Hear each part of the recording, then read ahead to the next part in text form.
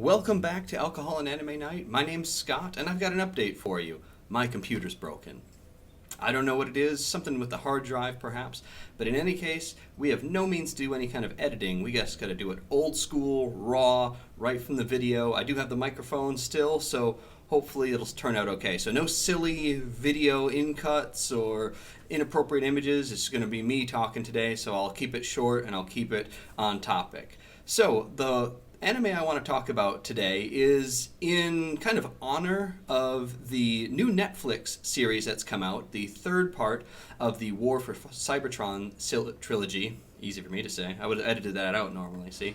The War for Cybertron trilogy, and it's called Kingdom. Now, this is really important for people who grew up in the 90s like me because this portion of it is the Beast Wars portion of it, including such incredible characters like Black Arachnia, Optimus Primal, Dinobot, and now we're combining them with the actual Transformers like Starscream and Megatron, so both Megatrons together. Spoilers all around, but I don't care because it's been out for several days already. Anyway, it was a very interesting and fun series, and there might be a lot of people now that are wondering what else was available with Beast Wars. So you might be familiar with the 1990s Beast Wars, which was a CGI. It was actually one of its very first, I think it's the second. Reboot was the first, and I believe Beast Wars was the second fully CG, fully computer animated show.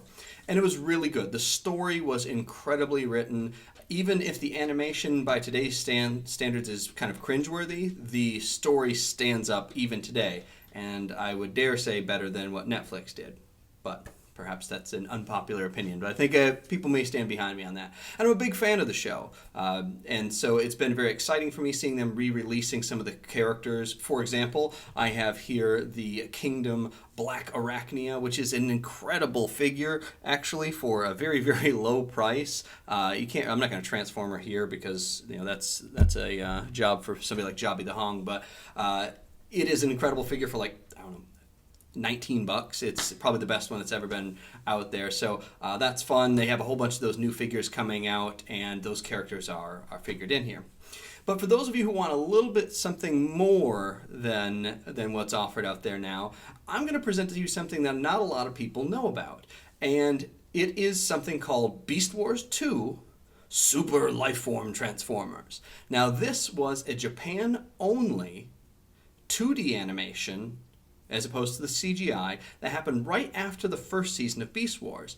As you might know, Takara Tomy does a lot of the figures, Japanese-based company, and they wanted to get in on the action. They didn't want to miss the train like they did with Transformers the first time and get in late. And so they really wanted to get in here. Now there's going to be a gap between when Beast Wars Season 1 came out, because they didn't know if it was going to work, if people were going to like it, and Season 2. It, of course, did very well, ran for 3 seasons, and I encourage you to watch it. It's a really good story arc for kids and adults. It's got a really neat... I don't want to spoil any of it, but it's really good. And character developments, a lot of arcs that go more than just the typical. Now, Beast Wars 2 has nothing to do with Beast Wars that was done in America. It's in a parallel story, as in another group of Maximals goes out and they crash on some other planet called Gaia. And another group of Predacons also crashes there with them. So very similar story. It's just happening somewhere else. They all come from Cybertron. It's just that this is happening somewhere else. So it's just a completely parallel story. And the interesting thing is that this, again, is done in traditional 2D late 90s style Japanese animation. And it never got released in the United States. I don't even know if you can find a disc copy or a tape copy. If you do, it's obviously a Japanese version. I don't think they ever released it at all and had no reason to. Why? Well, it just wasn't. It wasn't the standard of what we're used to at this point. And if you watch the show, which I encourage you to watch, it is super Japanese and it is really funny. A lot of modern anime definitely have some Western influences. A lot of modern anime definitely pander a little bit to the weebs and the anime fans. This does not do this. This is just standard. This is what you would have found on Japanese television at that time. So it ran for 43 episodes. And it ran from about 1998 to 1999, which is that gap in between season 1 and season 2. They still wanted to sell toys. They still wanted to keep the momentum going for the Beast Wars, which was transitioning over. Now, here's where I think that this show did really well. As opposed to the regular Beast Wars, which again was CG, so that bumped a lot of people out, and it was animals only. So there was at the time a lot of controversy. There was a whole Optimus Prime is a monkey versus a truck. Truck not monkey. And they're two different things really. This one took an interesting turn in that when the two warring factions, the Maximals versus the Predacons, and led by Galvatron. So the leader of the Maximals is Leo Convoy. And if you don't know, Convoy is actually what Optimus Prime was called in Japan. He was called Convoy. I think called Super Convoy or something like that. So Leo Convoy is essentially a lion. He's really cool, very cool figure. I would put a picture of him up here, but of course, can't do that, so Google it. DuckDuckGo it. Don't Google it anymore. DuckDuckGo it.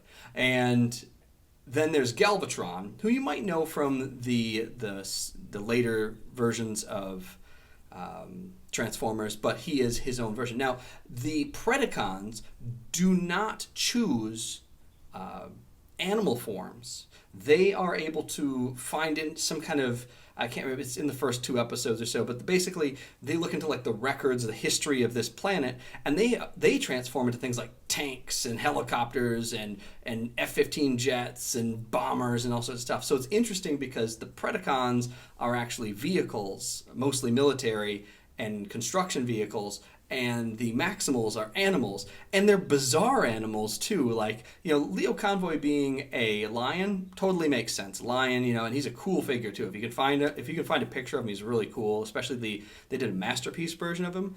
It's really cool. And if you've never seen the series, it's kind of out of context, but once you watch it, it's pretty cool. So he makes sense. He's a lion. He's Optimus Prime. Okay, kind of king of the jungle type thing.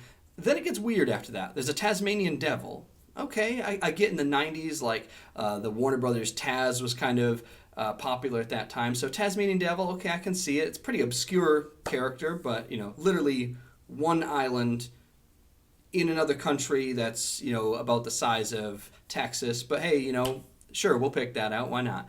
Then a squid, which, would maybe make sense if the whole thing took place underwater, but it doesn't. And then a frog. Okay, the frog makes sense. And then a bull. Okay, that one really, I can go with that one. And it kind of goes on and on. And then the Insecticons end up being on their team with a character whose name is Drill Nuts. So again, I would have put a funny image up here of something that would have been funny, but I'm not going to do that. You're going to have to use your imagination. Now, there are some other characters. I've already mentioned Galvatron. Galvatron, I think later on, I don't want to spoil it, does get a third beast form. So I do remember that part of it, and I've watched it recently. But then characters like Starscream are there as well. And Starscream is in an F-15, jet style thing, and he is very similar.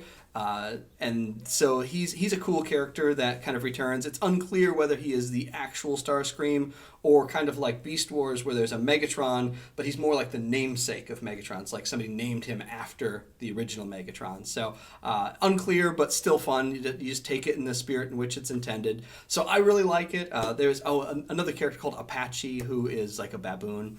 Now I want to point out, while the original Transformers Beast Wars it was melodramatic, it had some comedy and it was pretty serious for the most part. It really took, the plot serious. This is the absolute opposite. It is silly. Some of it, the first season is really just episodic. Like, you can just pick up in the middle of it, and it doesn't really there's not a lot of continuity. You just pick it up. It is borderline ridiculous. There's points where they're drinking oil and getting drunk and having parties, and they're Three Stooges knocking each other around and stuff like that. One of the characters is a triple combinus. I think Tripredicus is the name of the character who later comes on to be something else. He's literally all three characters are weird, borderline offensive Mexican stereotypes, and he's like, amigo. It's really silly and funny, and they're like party animals, and which I think is part of the thing. It's definitely worth watching. Get a few episodes under your belt, and you'll like it. Now, the good news is, because it was never released anywhere, and it was never really licensed in the United States at all, and that time is long past, you can actually find it for free, 100%, all the episodes for free on YouTube. Just search Beast Wars 2, or Beast Wars, numeral 2. You'll find a whole playlist of all of them, and it's even subtitled pretty well, because I think it was all done by fans. So definitely check it out. That'll be a fun one. Again, it costs you nothing. And if you're a fan of Transformers and you're a fan of Beast Wars and you've been watching the other one, you want to kind of see where some of this stuff came from and where some of the hype for it maybe came, that's a really cool place to start and see what the Japanese take on that is. And who knows, you might be able to pick up some of those older figures like Leo Convoy. Definitely check out the Masterpiece version of him. I know I mentioned Jobby the Hong later on. If you haven't checked out his channel, check it out. He does a really cool review, very funny reviews on just Transformers. I'm a Transformers fan, so you might like it too. Even if you're not, he does a very funny review. Now, it wouldn't be Alcohol and Anime Night without an update on alcohol. Now, you might have heard me talking about the Asahi beer, which I have had a hard time finding locally, and I had to actually get from Total Wine in like the 6-pack bottles, and I ordered like as much as I could. And there was just a blank spot at my local grocery store where it used to be. It was like mocking me. Now, last weekend, I went shopping, and what was back was Asahi beer, and I was like, very exciting. That's so cool. Now, what's happened is that they've taken the can that was probably about this high and slightly thinner, and they've fattened the can up. I don't know if you can really see how it's very fat. You can't even really get your hand all the way around it. So it's got a lot of girth, and then they've shortened it down. So I don't know if it's just because they couldn't fit on the shelf. So I think they had to wait for all of them to sell out of these super tall boy cans, and then they put in these fat boy cans. So they are a little different, but it's back. So watch it. I know that Fry's has it, and so I bought as many as I could fit in my cart. But yeah, these are back, and I'm really excited because it's one of my favorite beers, and I love drinking it out of the can. It's just something about the flavor. So pick up your Asahi beer. Well, that's all I've got for you guys today. I'm going to upload this raw video, which I still think ended up being about 12 minutes, so be it. It's been a pleasure talking anime with you guys, and till then, ganpai.